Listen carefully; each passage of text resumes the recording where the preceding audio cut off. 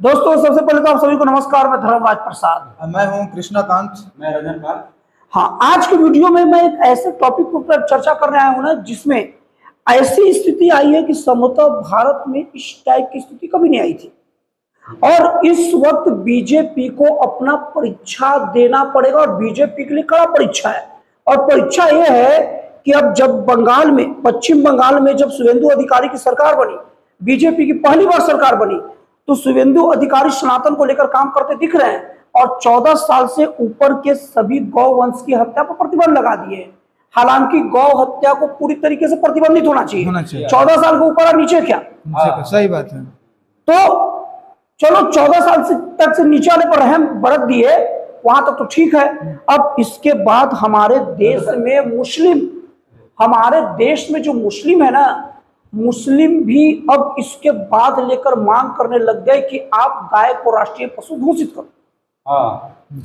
BJP के सामने, जी BJP के सामने। और देश की कई मुस्लिम संस्थाएं और मुस्लिम धर्मगुरु भी अब ये बात कह रहे हैं। हम भी चाय पी रहे थे तो चर्चा लोग कर रहा था। हाँ, तो अब ये बीजेपी से कहना चाहता हूं, पूछना चाहता हूं, बीजेपी के जो पार्षद, विधायक, सांसद जो भी मेरे वीडियो को देखे, आप अब इसके लेकर क्या प्लान कर रहे हैं? आपकी सरकार है, आप कोई भी चीज को राष्ट्रपिता घोषित कर दिए, तो राष्ट्रीय पशु मतलब बीजेपी ने घोषित किए, मतलब ये सरकार घोषित की, ये बीजेपी सब बना भी नहीं था अभी फिलहाल। लेकिन सरकारों की इतनी क्षमता होती है बताने के लिए कह रहा हूं। तो आप गौवंश की सेवा को लेकर आए हो, आरएसएस का आप विचारधारा पर चलते हो और बहुत सारे आपके नेता आरएसएस के अंदर से आए हैं और बस फॉर्मेलिटी के लिए कहा जाता है कि आरएसएस और बीजेपी का लेना देना नहीं है, लेकिन बीजेपी पर आरएसएस का एक घर है जी, उसी की विचारधारा के चलते हैं। बीजेपी के दो ही प्रधानमंत्री बने, अटल बिहारी वाजपेयी और नरेंद्र मोदी जी, दोनों के दोनों आरएसएस से आए हैं।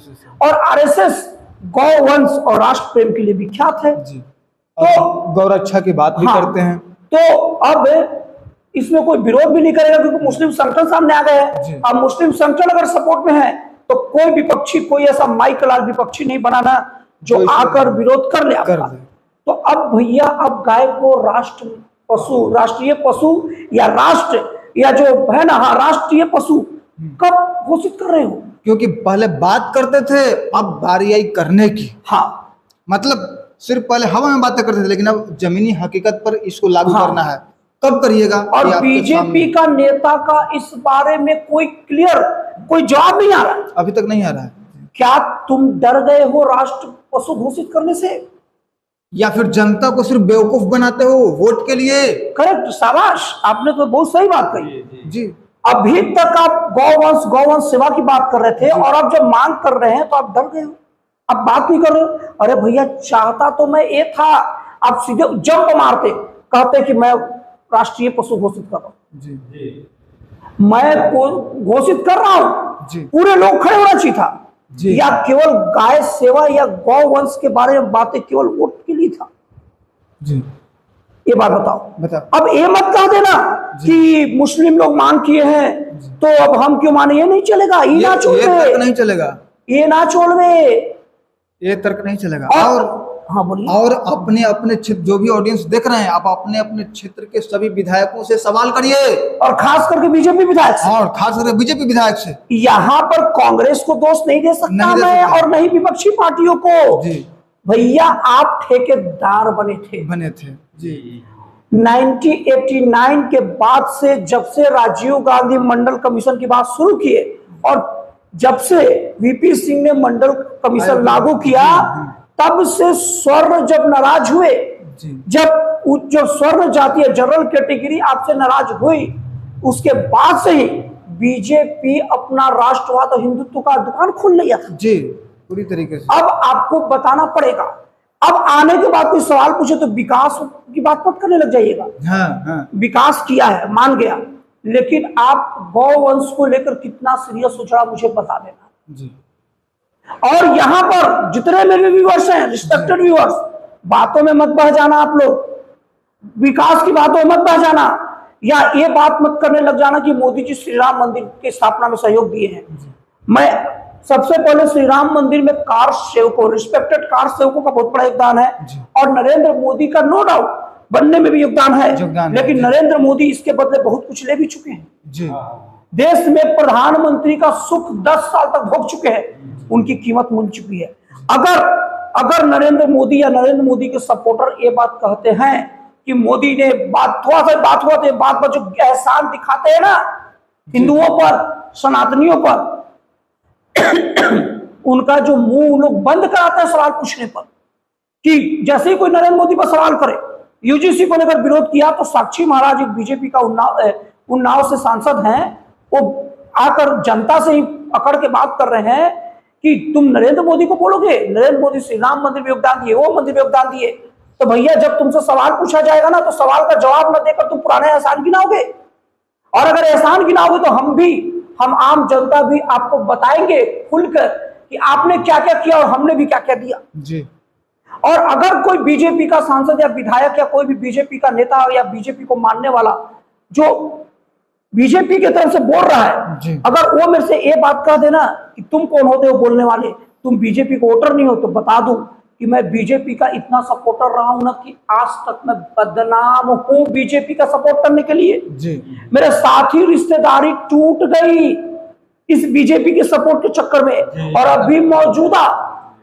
मौजूदा समय में अभी तक जितने भी सांसद विधायक के सब का चुनाव हुआ, सब में को मैं बीजेपी का सपोर्ट किया, बीजेपी का आज तक वोट दिया हूं, और मैं बीजेपी का वोटर हूं, तो इसलिए मैं बीजेपी से सवाल करूंगा। जी इनको देखिए, एक बस सिर्फ बीजेपी का सपोर्ट करने की वजह से पूरे इसके रिश्तेदारी से लड़ाई कर बैठे हैं, जी विपक्षी पार्टी के सपोर्टर है। और ऐसे ही नहीं बीजेपी का मैं सपोर्ट करता हूँ, काम अच्छी करती है सपोर्ट करता हूँ, हाँ। जब काम खराब करेगी मैं उसे सवाल भी करता हूँ। और इनकी रिश्तेदारी भी कभी भी टूट सकती है, झगड़ा हो सकता है बार बार बीजेपी की सपोर्ट करने में, और हम तो ऐसे हैं ना कि कभी रिश्तेदारी बन ही नहीं पाई बीजेपी के सपोर्ट में।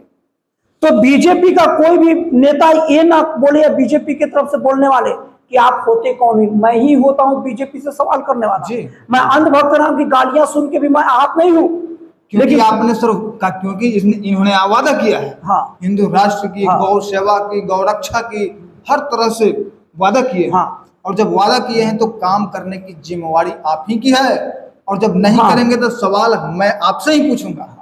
हमको अंधभक्त नाम की गालियां सुनकर आहत नहीं थे, क्योंकि सोचते थे कि विपक्षी party Rahul Gandhi, Congress party, RJD, Samajwadi party, Akhilesh Yadav लोग कुछ भी बोलते हैं, क्या सुनना उनकी बात को, दक्षिण भारत के स्टालिन कुछ भी बोलते हैं, क्या सुनना उनकी बात को। लेकिन जब हम जिनके लिए जिनको अच्छा समझ कर सपोर्ट करते रहे, जब वो ऐसे होते हैं ना तो आहत होता हुआ मैं सवाल करूंगा, और गलती से भी एहसान न जताए पूरे के पूरे नेता हिंदू समाज या सनातन समाज पर, इस बात का खुल के जवाब दे कि उन्होंने गौवंश को लेकर जो मांग चल रही है राष्ट्रीय पशु घोषित करने की, अब देरी क्या। और हाँ, मुस्लिम लोग ये मांग भी कर रहे हैं कि गौ हत्या को पूरी तरह से बैन करो। जी। अब इससे बड़ा क्या सपोर्ट होगा भैया? आपको अब खुल के सामने आकर यहाँ पर कुछ बोलना नहीं है भाई, भाषणबाजी नहीं सुनना चाहते, कानून पास करो, संसद में बिल लाओ, गौवंश राष्ट्रीय पशु और गौ हत्या सीधे मानव हत्या के तुल्य अपराध माना जाए, और सीधे सीधे उसको 7 साल का सजा। जी।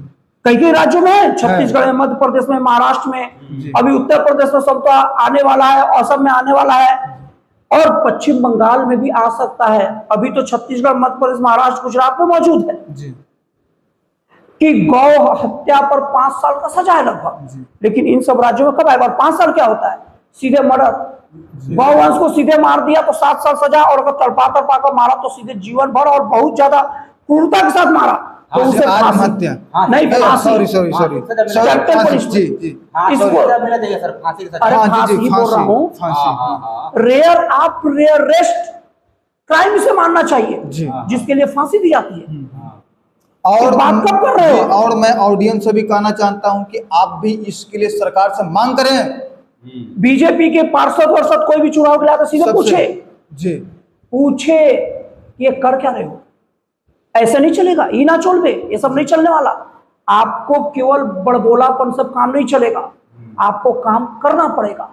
और ऐसे करते रहो तो काम नहीं चलेगा। नहीं चलेगा। जनता को मूर्ख बनाना बंद कीजिए, बस खत्म कहानी।